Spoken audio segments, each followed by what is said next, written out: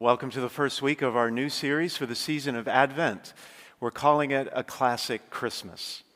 You might remember a time when Christmas was simpler, more holy, a time of innocence and childlike wonder.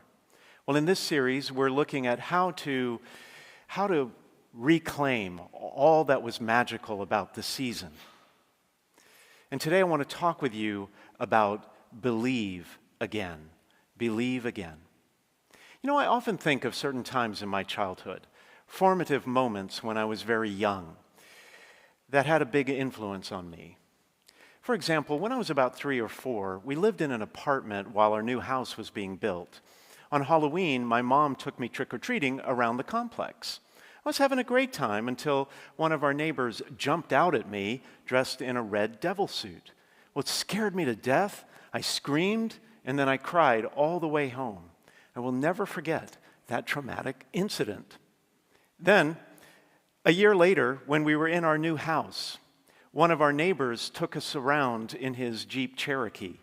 It was Halloween, and there was a full moon in the sky. He had taken the top off the Jeep, and he drove us around the neighborhood, telling us ghost stories about all the haunted houses that supposedly existed in the area.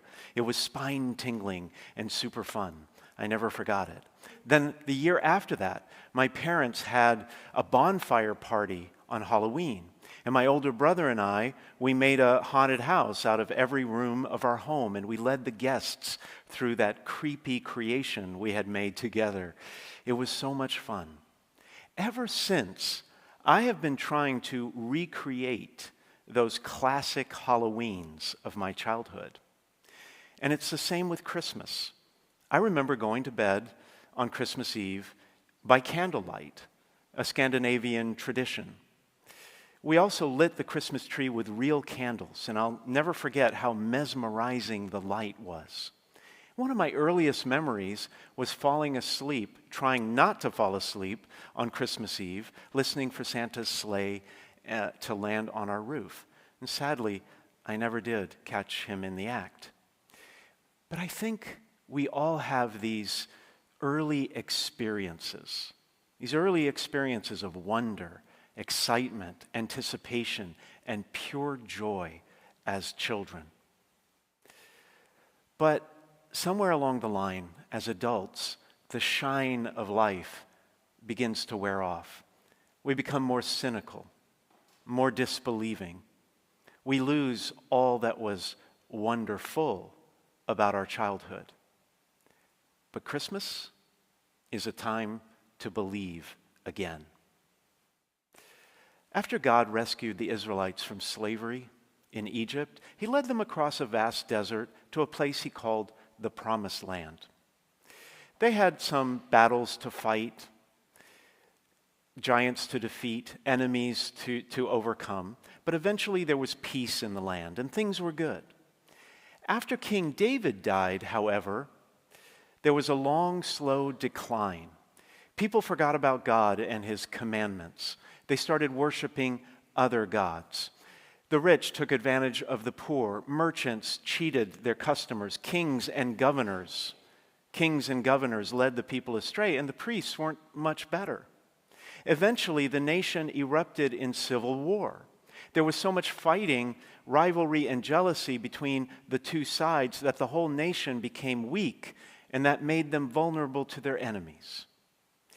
At one point, they were conquered by King Nebuchadnezzar. Everything was destroyed. It was a complete disaster, and the people were forced to live in Babylon, a foreign nation.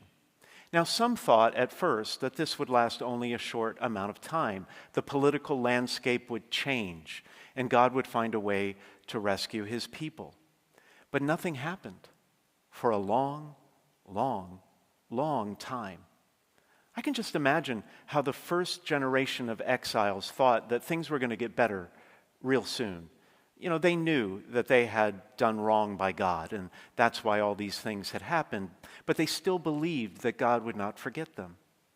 The next generation kept a stiff upper lip as well, hoping to be set free and able to go home. They thought for sure this was going to happen in their lifetime. But by the third generation, they must have begun to lose hope. This is just the way it's going to be. From now on, God has definitely forgotten about us. Things are not going to get better. We're going to be stuck here forever. This is just our lot in life now. But what the people really needed to do in those moments of doubt was believe again. That's what the message of the prophet Jeremiah was in the first reading today. He said to the people, "The days are coming, says the Lord, when I will fulfill the promise I made to the house of Israel and Judah." He was saying God would one day restore the kingdom of David. He would one day appoint a new king, a new monarch, a Messiah who would do what is right and just in the land. And he would be faithful to God. And in those days, Jeremiah said, the nation would be safe again. The people would dwell secure. This first passage from the first reading today comes from a larger section in Jeremiah called the Book of Consolation. And in that book, Jeremiah promised that the people would be able to go home, that their land would be fertile once again, that houses and cities would be rebuilt, fortunes restored. The number of people would increase, and God would be like a loving father and shepherd to his people again. Things would improve. It would be like the old days before everything went bad. It would be like the old days. It would be a season filled with blessings like in earlier times when the people were young and they first believed and they were faithful to God, and God called them his special possession and his chosen people. And then he would give them a new covenant to follow. He would forgive their sins. They would know the law in their hearts. It was almost as if God was going to recreate the world as they once knew it and make them new again so they could go back to the beginning when things were good. See, Jeremiah was painting this picture of hope so that the people could believe again. Maybe you need to believe in something again, something you've lost faith in. Jesus warned his disciples in the gospel passage for today to stay alert and be attentive to the signs of hope all around them. He said, "Beware that your hearts do not become drowsy from carousing and drunkenness and the anxieties of daily life." This is what can happen to us. Childhood is a time to dream. Young children are naturally believing. They look beyond the clouds and the rain, and they see a better, brighter future ahead, even when we can't. Do you remember a time like that in your life? When you looked out at the world and everything seemed beautiful and good? And every day was a gift, a new opportunity to grow and learn. But as we age, many of us begin to lose that sense of childlike wonder and optimism. We start to see the bad in the world more than we see the good. All the bad things that are happening, the violence and the divisions, the loss of trust among people, the lack of peace and civility in our world. And things happen to us, problems at work, in our families, with our health. And little by little, we start to lose our faith. Not maybe faith in God, but like the people in Babylon, faith that God was going to do something, to change the situation. And like those people in Babylon, we sometimes start thinking, well, it's just not going to happen. This is my lot in life. I have to deal with it. It's not going to get better. God's not going to do anything about it. And when we start feeling that way, it's so easy for some of us to numb our pain with drunkenness and carousing, like Jesus said in the gospel. And some of us just become so caught up in the anxieties of daily life, like Jesus also said, that it's hard to see a better days ahead. But this is a time to see with new eyes, like little children again, with newfound wonder and innocence in our hearts. This is a time to believe again. In the gospel reading, Jesus also told his disciples about the end times when he would come back again. And on that day, Jesus said the nations would be in distress. People would die of fright. There would be great distress around the world. It would be like an assault on every person who lived on the face of the earth. It would catch people, take people by surprise like a trap. I don't like hearing that. That doesn't sound very good to me. It sounds like something we need to be afraid of. But actually, his message was one of faith and hope. He wanted to give us, his followers, assurance that he would come back one day and make this messy world, this bad world, right again. He would make everything right again. And in the meantime, he wanted to give us the strength to continue to face the hardships, anxieties, and uncertainties of daily life.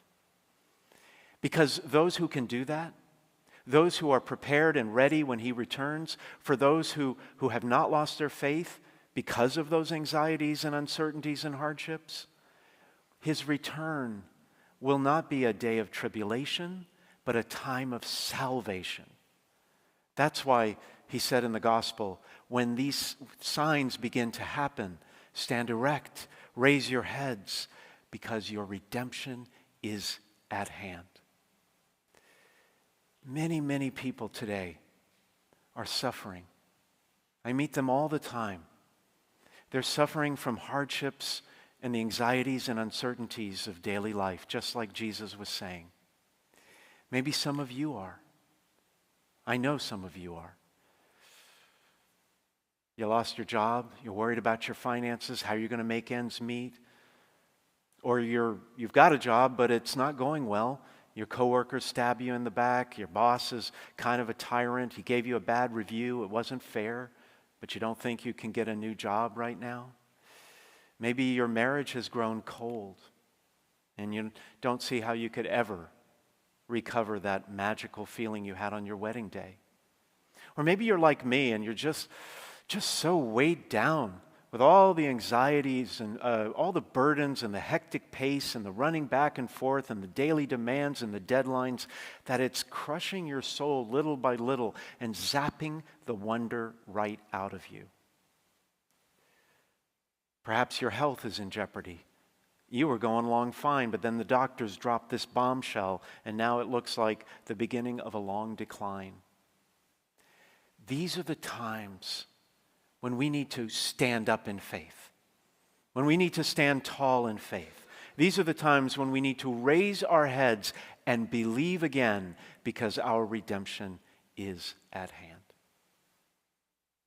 A friend of mine, a few years ago, lost her husband after a long and difficult illness. When he went to be with the Lord, it was a terrible time for her.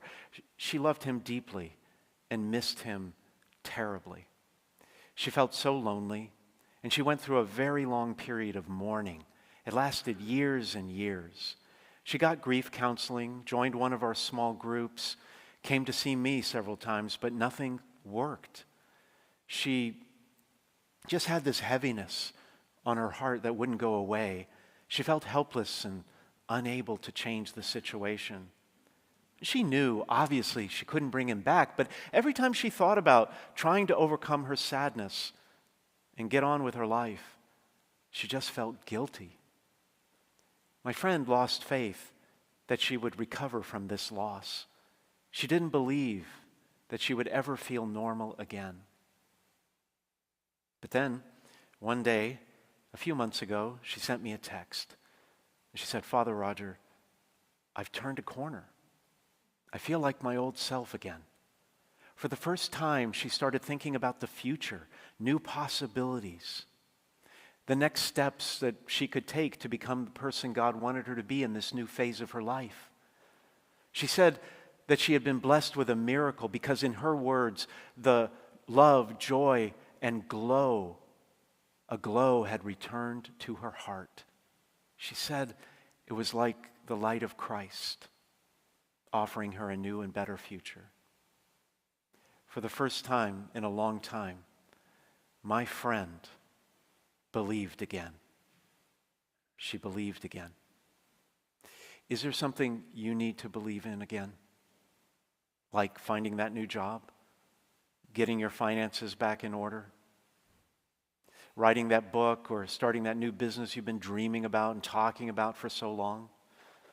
Restoring your health, healing your marriage? Whatever it is, Christmas is a time for miracles. It's about believing for the impossible and having faith that God can and will do it. This holiday season, it's time for all of us to reclaim our childlike spirit. It's time for all of us to rediscover, to recapture the awe and wonder we once had. It's time to reach for what we now only dare to dream and imagine. Join us for the next several weeks of this message series for Advent, and make it for you and your family and your loved ones a classic Christmas.